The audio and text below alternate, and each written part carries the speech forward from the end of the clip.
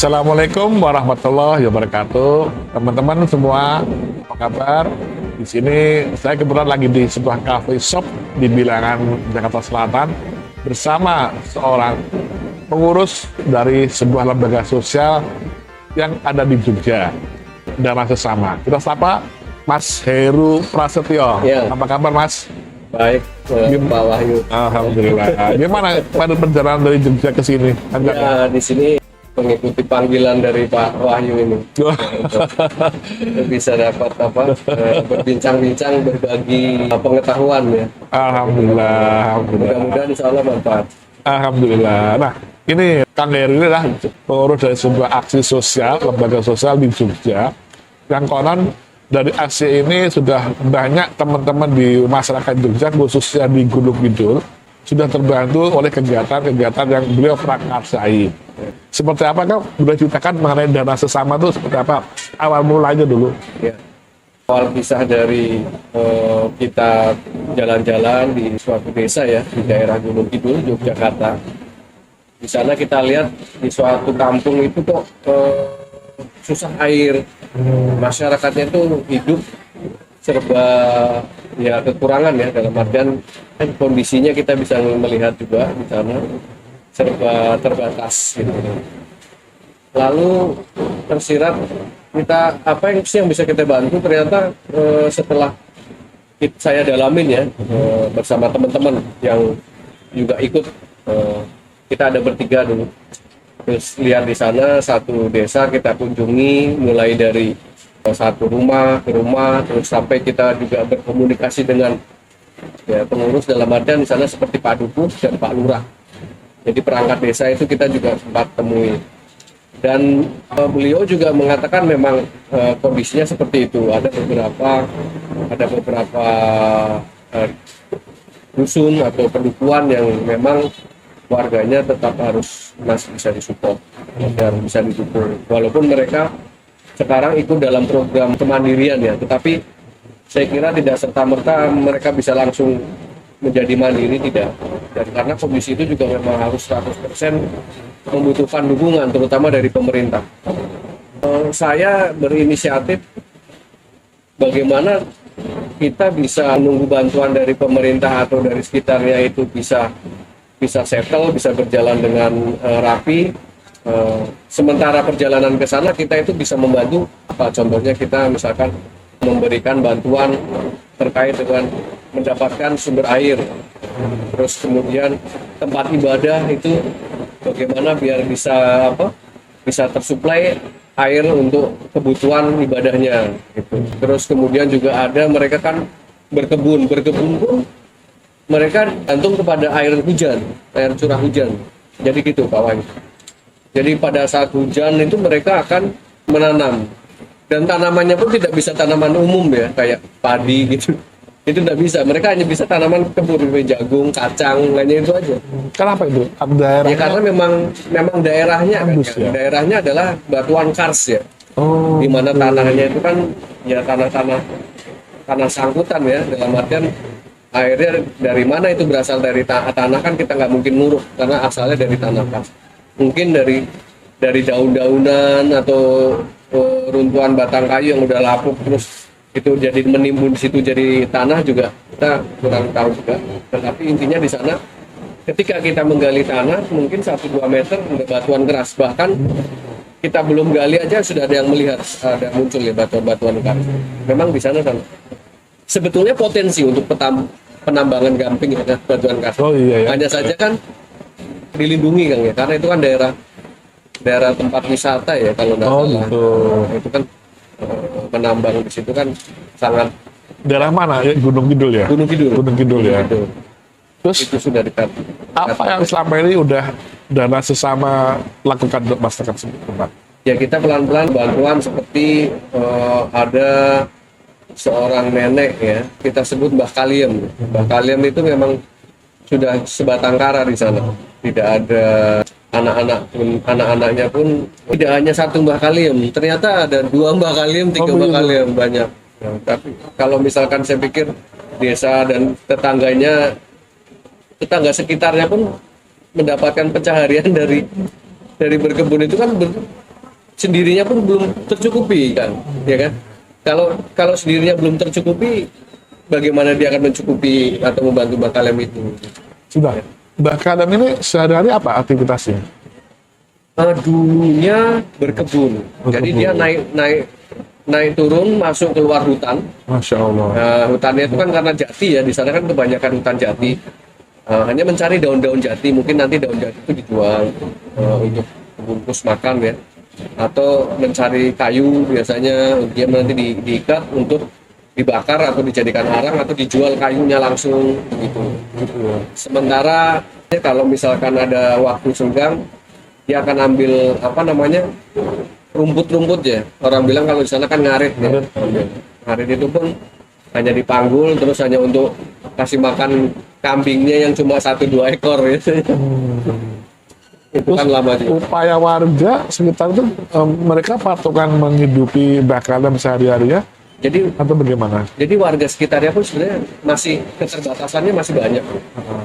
Karena ini kaum laki-lakinya, kepala keluarganya itu kalau misalkan dia bisa pulang ke rumah itu pada saat musim hujan aja, karena untuk membantu pertanian ya, gitu. atau pada masa musim panen. Kan begitu mereka tidak, mereka akan turun. Kebanyakan turun ke kota, ya. Ada yang jadi tukang, ada yang jadi tukang bangunan ya. Jadi merantau semua ya? Merantau turun. Untuk tukang bangunan pun berapa gitu kan biayanya.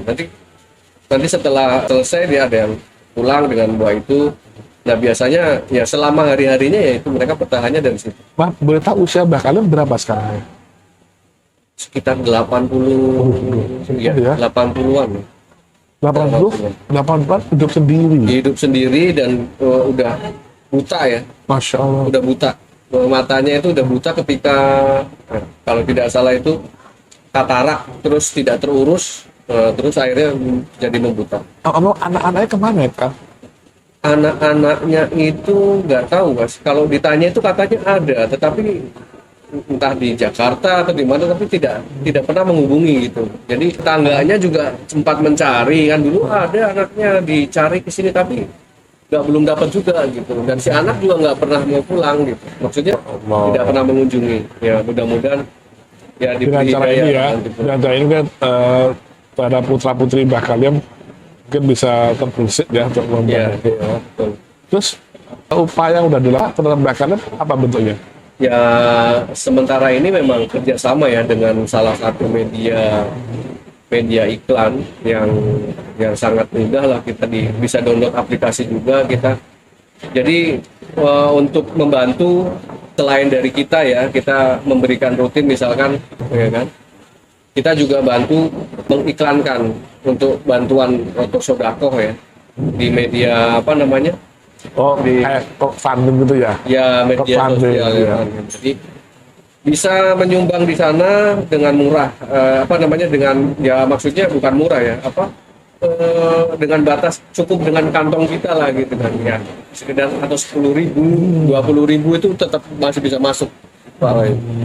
Jadi nggak harus berapa kan, itu 10.000 karena saya kira sangat berarti di sana itu buat Iya, betul. di kampung itu buat beli beras itu masih bisa gitu. Terus secara psikologis orang kalau menyumbang skala kecil itu kan terasa ringan, sehingga dia akan berkali-kali harapannya begitu kan. Betul. Terus masyarakat bagaimana? Dengan itu banyak yang nyumbang ya? Banyak juga. Kita sempat melakukan penyerahan ya. Oke. Kita sudah melakukan penyerahan berapa kali terkait juga dengan yang air, bantuan untuk air sumur ya, penyediaan air lah untuk tempat ibadah di masjidnya. Terus kemudian Mbak Kalem, ada lagi satu lagi juga Mbah Tugiem namanya, itu juga sama kasusnya. Dan kemudian ada juga nanti bantuan akses, jadi mereka tidak batu, jalannya itu batuan kars itu Pak Wahyu, jadi keras. Nah itu kejadiannya yang Mbah Tugiem ini juga dia terjatuh, jadi sudah tua renta, dia membawa kayu panggul, kemudian dia sempat terjatuh, tempurung kakinya itu lepas terbalik. Jadi sampai sekarang dia nggak berjalan itu karena perjalanan itu ya. Kita juga coba untuk bantu akses untuk perbaikan jalan itu. Itu sudah ada di publish di Dana Sesama. Nanti mungkin bisa bisa dilihat di aplikasinya ya. Bisa sumbangkan di situ, nanti bantuan seala kadarnya. intinya kita niatnya untuk membantu masyarakat setempat gitu, mempunyai fungsi. Dan jauh ke depannya memang kita nanti pelan-pelan ingin istilahnya membuka kecil-kecil di sana Pak Wahyu, untuk apa namanya, untuk mereka bisa berjualan lah, karena saya pikir Betul, betul. sebenarnya nggak jauh juga dari tempat wisata. Mereka kan bercocok tanamnya kan kacang dengan ketela ya, apa ya kalau bilang ketela ya, ubi Ubi. ya, ketela. Nah, ternyata mereka tuh sangat jago kalau membuat keripik ya dari Oh, ya, tapi yang potensinya panjang-panjang, itu ya. bukan yang bulat-bulat, yang panjang-panjang. Dan itu sebenarnya kalau saya lihat ini kalau dijual di apa tempat oleh-oleh wisata Betul, itu betul. harganya bisa sampai 25, 50 gitu kan. Dan memang apa rasanya emang bagus, karena kan sempat diberi gitu pada saat kunjungan ke sana, Pak cobain ini di Subi Kue itu, wah ternyata enak juga nih. Ini kalau kita kondisikan dan mereka bisa, itu sepertinya bisa kita kelola, mereka buat terus kita supply. Di samping dia memiliki keterbatasan terhadap sumber daya ya, Ya, sama masyarakat sekitar yang cenderung mungkin di bawah garis kemiskinan, Ya. mereka ternyata punya potensi ya, yang Betul, bisa betul. diangkat tuh ke untuk juga sih bisa menyejahterakan mereka juga sebetulnya ya. Harusnya Ya. setidaknya ya meringankan. Nanti kan biasanya yang seperti itu kan nanti akan menular. Iya betul. Indonesia kan gitu, melihat oh udah bisa dari sini, mereka akan menular gitu, ikut. Karena tipikal mereka bercocok tanamnya juga gitu, kira-kira yang kacang bisa, terus ubi, justru yang mereka tanam justru rumput gitu, rumput ya, kolonjono. Untuk apa rumput? Untuk pakan, Oh, ternak. untuk pakan ternak. Jadi Oh, di sana oke. itu kalau sudah bukan musim hujan ya Pak Wahyu, udah masuk masa kemarau, rumput itu dijual. Oh, Satu ikatnya itu harganya 25.000 murah ya. ya untuk makan kue. Kalau bagi mereka Lumayan lumayan ya, karena Gitu, satu ikatnya itu ukuran ember anti pecah yang hitam itu untuk bangunan itu. Nah, itu ukuran gitu. Nah, itu satu ikat dihitung 25.000 harganya. Dan juga sudah ada yang sukses berjualan itu.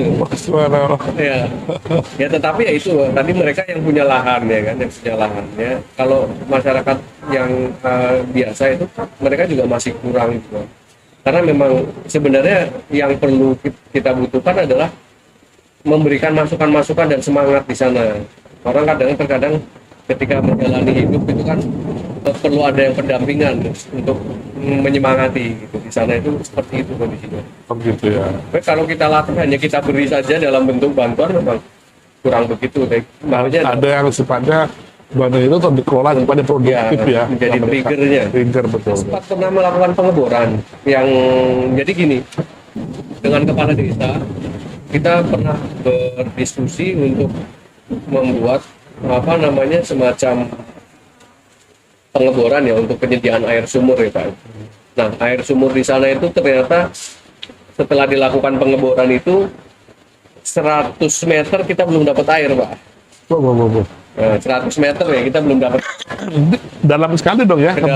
kedalamannya, karena memang ketinggian ya kan, di sana kan tinggi, dataran Oh, tinggi. ada di Kemudian kita tambah sampai 120, itu pun masih belum dapat. Mungkin kurang cocok tempatnya, kita menggeser lagi karena sudah nah itu akhirnya pencarian dana lagi. Jadi memang ya nggak semudah itu ya. Selama ini akhirnya kita memang menyediakan kendaraan untuk mengambil air di sungai sekitar ya kan, agak turun ke bawah, kemudian diangkut ke tandon air itu mungkin dilakukan tiap hari untuk mengisi apa tanduan air. Jadi mereka tuh bikin tandon air sendiri, nanti digunakan sama-sama. Apakah ada peran pemerintah atau mungkin dari pihak swasta yang sebenarnya kayak dana CSR gitu kan selama ini? Sebenarnya di sana itu sudah termasuk area untuk PDAM, Oke. tetapi tidak semudah itu ya. PDAM harus ada iuran. Sementara batas hidup mereka, betul. ya, kehidupan mereka kan di bawah rata-rata. Yang kedua, PDAM di sana airnya keluarnya kecil karena datarannya tinggi, jadi membutuhkan pompa yang besar untuk menekan. Dari pihak swasta mungkin kayak perusahaan besar-besar begitu dana Ya CSR. itu sebenarnya ada pihak ketiga ya, pihak ketiga untuk Belum ada. mereka juga belum Oh, belum ada ya. belum ada. Oke. Ya kita memang sudah mengusahakan untuk kira-kira ada tidak yang bisa membantu ke sana. Sekarang harapan Mas Heru nih sebagai pengurus di sana terhadap kondisi seperti itu dan darah bersama kedepannya apa seperti apa nih Mas? Ya kita sih menginginkan, kalau dari saya sendiri Pak ya, kalau dengan teman-teman Dana Sesama kan kita sepakat memang tidak mudah untuk membangun suatu wilayah atau suatu daerah. Di sana sudah masuk dalam kondisi standar ya, taraf umum aja itu memang berat. Ya tetapi ya selama ini ya kita memang harus tetap tetap konsisten ya. Kita kunjungi rutin, kita lihat sambil kita menunggu galangan-galangan bantuan itu tetap kita Mendampingkan ya, mendampingkan betul. Gitu Pak. Oke, teman-teman, tadi urian dari Mas Heru ya selaku pengurus Dana Sesama sebuah kegiatan aktif sosial di wilayah Jogja. Mudah-mudahan apa yang dilakukan oleh Dana Sesama dan Mas Heru dan tim ini dapat berkah ya, dari Allah dan berkah, dan mereka pun yang terbantu mendapat manfaat dari kegiatan Dana Sesama ya. Demikian obrolan kami dengan Mas Heru yang jauh-jauh dari Jogja ke sini, ke Jakarta. Semoga klien ini bermanfaat. Jangan lupa untuk like, comment, subscribe channel ini. Sekian, sampai jumpa. Assalamualaikum warahmatullahi wabarakatuh. Waalaikumsalam warahmatullahi wabarakatuh.